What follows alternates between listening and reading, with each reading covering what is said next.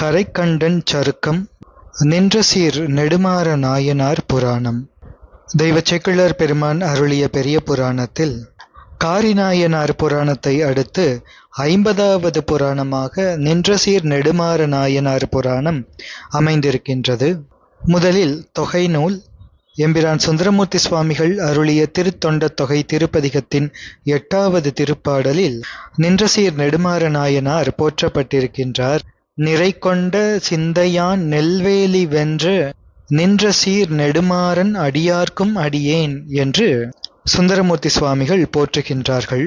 நிறையினை மேற்கொண்ட சிந்தையினால் நெல்வேலி போரினை வென்றவராகிய நின்ற சீர் நெடுமாறனாரின் அடியாருக்கும் நான் அடியேன் ஆவேன் என்பது இதனுடைய பொருள்.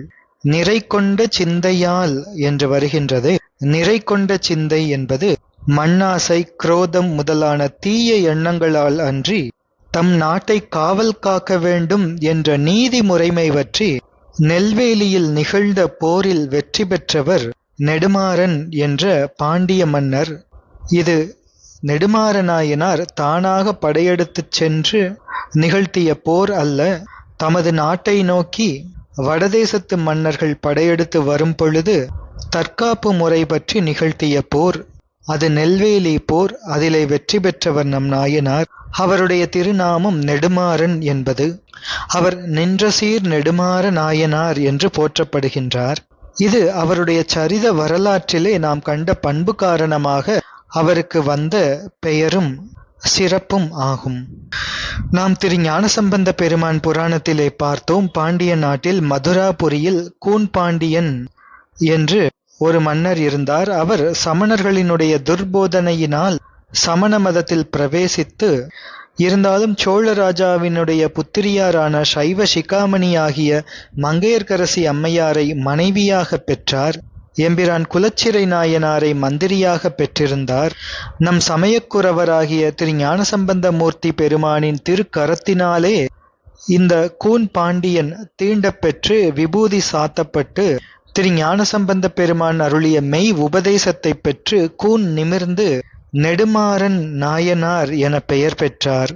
அவரே இந்த புராணத்தின் நாயகர் நின்ற சீர் நெடுமாற நாயனார்.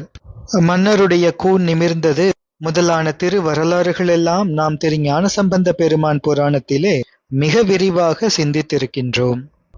எனவே தொகை நூல் இவ்வாறு அமைகின்றது. இனி வகை நூல் நம்பியாண்டார் நம்பிகள் பெருமானார் அருளிய திருத்தொண்டர் திருவந்தாதியில் 60வது திருப்பாடல் இந்நாயனாரை போற்றுகின்றது. கார் தன் முகில் கை கடற்காளியர் பெருமார்க்கு எதிராய் ஆர்த்த அமணர் அழிந்தது கண்டு மற்று ஆங்கு அவரை கூர்த்த கழுவின் உதிவைத்த பஞ்சவன் என்று உரைக்கும் வார்த்தை அது பண்டு நெல்வேலியில் வென்ற மாறனுக்கே என்பது திருப்பாடல்.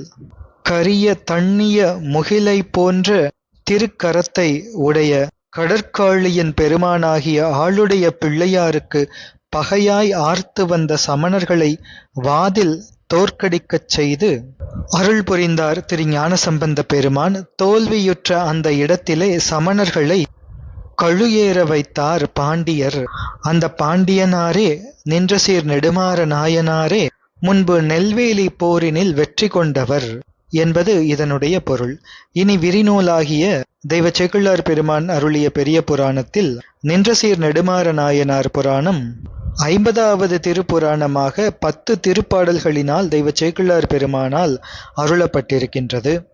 இந்த 10 திருப்பாடல்களிலே முதல் திருப்பாடலில் நின்ற சீர் நெடுமாற நாயனார் முதலில் கூன் பாண்டியராக இருந்து சமணர் வசம் இருந்ததையும், 2வது திருப்பாடலில் திரு ஞானசம்பந்த பெருமானின் திருவருள் பெற்று சைவ சீலராக விளங்கியதையும் மிகச் சுருக்கமாக தெய்வ சேக்கிழார் பெருமான் இந்த 2 திருப்பாடல்களிலே முடித்து காட்டியிருக்கின்றார். ஏனெனில் இந்த வரலாறுகள் எல்லாம் திரு ஞானசம்பந்த பெருமான் புராணத்திலே மிக விரிவாக பாடப்பட்டிருப்பதால். இனி நிறை கொண்ட சிந்தையால் நெல்வேலி வென்ற நின்ற சீர் நெடுமாறன் என்று தொகை நூலில் போற்றப்பட்டிருப்பதற்கு ஏற்ப இந்நாயனாரின் அடுத்த வரலாற்று பகுதியான நெல்வேலி போரில் வென்ற திறம் அதனை மற்றைய 8 திருப்பாடல்களில் விவரித்து பாடி அருளியிருக்கின்றார் தெய்வ சேக்கிழார் பெருமான். 9வது சருக்கமான கரைக்கண்டன் சருக்கத்தில் 3வது புராணமாக நின்றசீர் நெடுமாற நாயனார் புராணம் அமைந்திருக்கின்றது. முதல் திருப்பாடல்.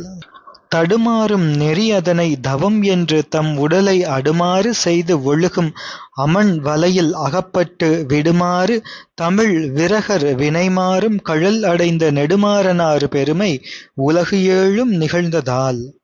சமணர்களின் நெறி அது தடுமாற்றத்தை விளைவிக்கும் நெறி. பல வகையில் உடலை வருத்துதல் தவம் என்று கொண்ட கொள்கையினை உடையவர்கள் சமணர்கள். சுடுபாறையில் கிடத்தல், வெயிலில் நிற்றல் என்று அவர்களினுடைய கொள்கை. இதுவே தவம் என்று கூறும் அவர்களினுடைய கொள்கை. அந்த சமணர்களது சூழ்ச்சியினுள் அகப்பட்டு அந்த வலையிலிருந்து விடுபடும்படி தமிழ் விரகராகிய ஆளுடைய பிள்ளையாரினுடைய திருவடிகளை அடைந்தவர் நெடுமாற நாயனார். திரு ஞானசம்பந்த பெருமானின் திருவடிகள் வினையினை மாற்றி பிறவியினை அறுக்கும் திருவடிகள். அப்படிப்பட்ட திரு ஞானசம்பந்த பெருமானின் திருவடிகளை அடைந்த நின்றசீர் நெடுமாற நாயனாரது பெருமை 7 உலகங்களிலும் நிறைந்து விளங்கியது. 2வது திருப்பாடல். அந்நாளில் ஆளுடைய பிள்ளையார் அருளாலே தென்னாடு சிவம் பெருக செங்கோல் உய்த்து அறம் அழித்து சொல் நாம நெறி போற்றி சுரர் நகர்கோன் தன்னை கொண்ட பொன்னாரம் அணி மார்பில் புரவலனார் பொலிகின்றார். அந்த காலத்தில் ஆளுடைய பிள்ளையாரது திருவருளினாலே பாண்டிய நாட்டில் சைவத்திறம் பெருகியிட செங்கோல் அரசாட்சி செய்து அறநெறி வழுவாமல் காத்தும் எடுத்துச் சொல்லப்படும் சிவநாமமாகிய திருவைந்தெழுத்தின் நெறியாகிய சைவ நெறியினை காத்தும் விளங்கியவர் நெடுமாற நாயனார்.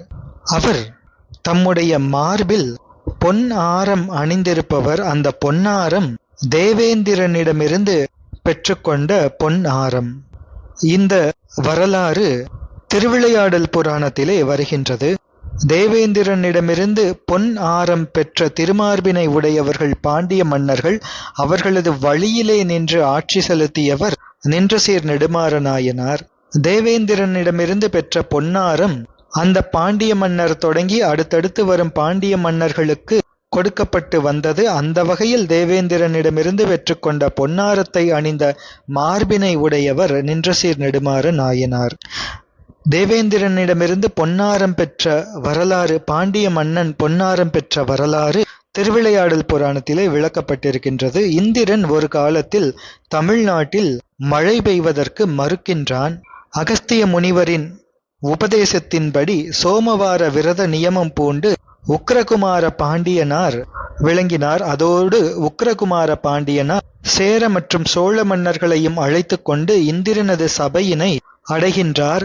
சேர மற்றும் சோழ மன்னர்களுக்கு தேவேந்திரன் அவர்கள் அமர்வதற்கு அந்த சபையிலே ஆசனங்களை கொடுக்கின்றார். ஆனால் உக்கிரகுமார பாண்டியரோ இந்திரனுக்கு சமமான ஆசனத்திலே அமர்ந்தருளுகின்றார். அப்படி தன்னுடன் ஒரே சமமாக ஒரே ஸ்தானத்தில் உக்கிரகுமார பாண்டியர் இருந்தருளி இருக்கின்றாரே என்று பொறாமை கொண்டான் தேவேந்திரன். எனவே உக்கிரகுமார பாண்டிய மன்னருக்கு பரிசு தருவது போல தாங்குவதற்கு மிகவும் அரிய மிகுந்த எடையுடைய பொன்னாரத்தை கொடுக்க அதனை பூமாலை போன்று எளிமையாக தாங்கினார் உக்கிரகுமார பாண்டியனார். இது திருவிளையாடல் புராணத்திலே நாம் காணும் வரலாறு. உக்கிரகுமார பாண்டியனார் செய்த அந்த அரிய செயல் போலவே அவருக்கு பின் வருகின்ற பாண்டிய மன்னர்களும் இந்த பொன்னாரத்தை தாங்குவதனால் இங்கே தெய்வ சேக்கிழார் பெருமான் இவ்வாறு விவரிக்கின்றார். இனி 3வது திருப்பாடல். ஆய அரசு அளிப்பார் பால் அமர் வேண்டி வந்து ஏற்ற சேய புலத்து எவ்வர் எதிர் நெல்வேலி செருக்களத்து பாய படைக்கடல் முடுகும் பரிமாவின் பெருவெள்ளம் காயும் மதக்களிற்றின் நிறை பரப்பி அமர் நடக்கின்றார். இவ்வாறு அரசு செலுத்தி வருகின்ற நின்றசீர் நெடுமாற நாயனார் அப்படி இருக்கின்ற வேளையிலே வடதேசத்திலிருந்து பகைவர்கள் பாண்டிய நாட்டின் மீது படையெடுத்து வருகின்றார்கள்.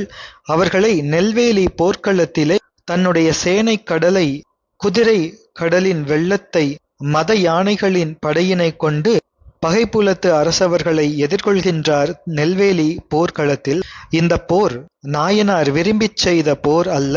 வடபுல மன்னன் வலிய வந்து மண்ணாசையால் தொடுத்த போர்.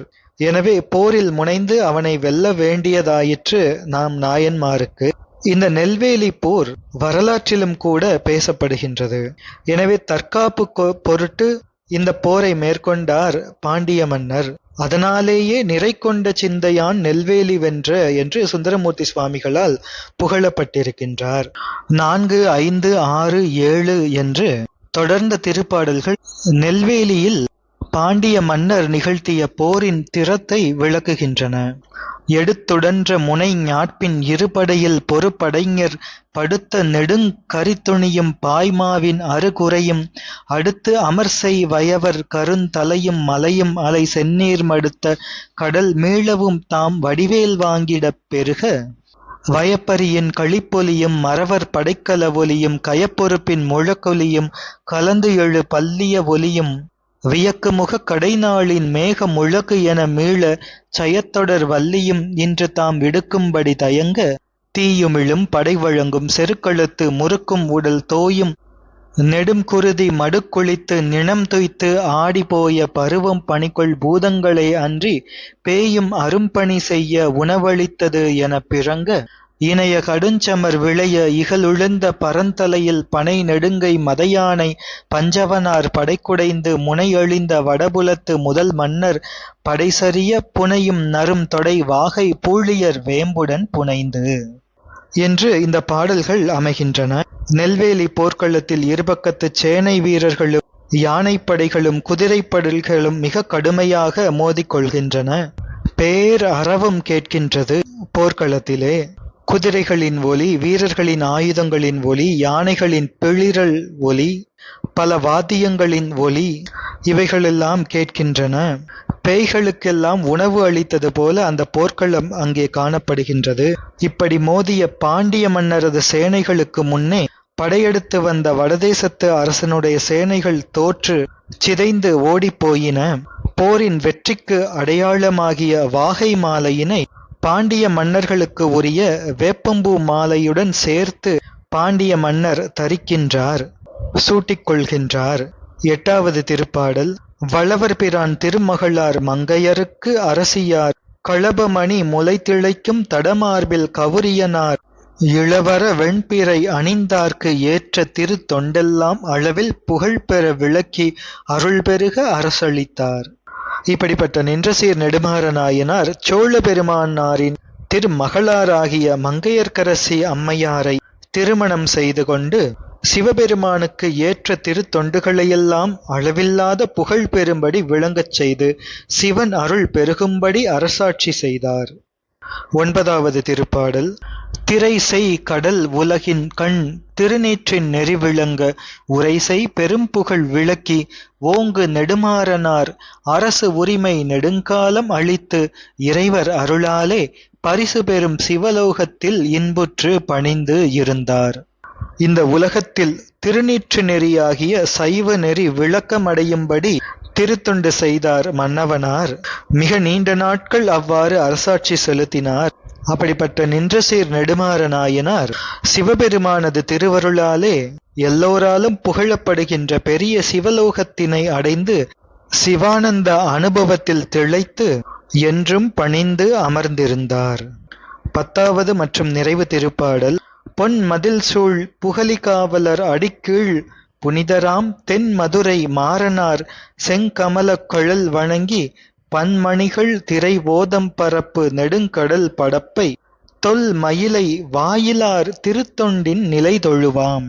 சீர்காழி அதிபராகிய ஆளுடைய பிள்ளையாரது திருவடிச் சார்பினாலே புனிதராகிய தென் மதுரையில் அரசாண்ட நெடுமாற நாயனார் நின்றசீர் நெடுமாற நாயனாரது செந்தாமரை மலர் போன்ற பாதங்களை வணங்கி அதன் துணை கொண்டு இனி கடற்கரையில் உள்ள தொன்மையான மயிலாபுரி என்ற திரு மயிலாப்பூரிலே வாழ்ந்த வாயிலார் நாயனாரது திருத்தொண்டின் தன்மைகளை தொழுது துதித்து சொல்வோம் என்று தெய்வ சேக்கிழார் பெருமான் அருளி நின்றசீர் நெடுமாற நாயனாரது திருப்புராணத்தை நிறைவு செய்து இனி வாயிலார் நாயனார் புராணத்தை பாடி அருளத் தொடங்குகின்றார். நாமும் நின்றசீர் நெடுமாற நாயனாரது திருவடிகளை பணிந்து வணங்கி வாயிலார் நாயனாரது திருப்புராணத்தை தொடர்ந்து சிந்திப்போம். எம்பிரான் நின்றசீர் நெடுமாற நாயனார் திருவடிகள் போற்றி போற்றி.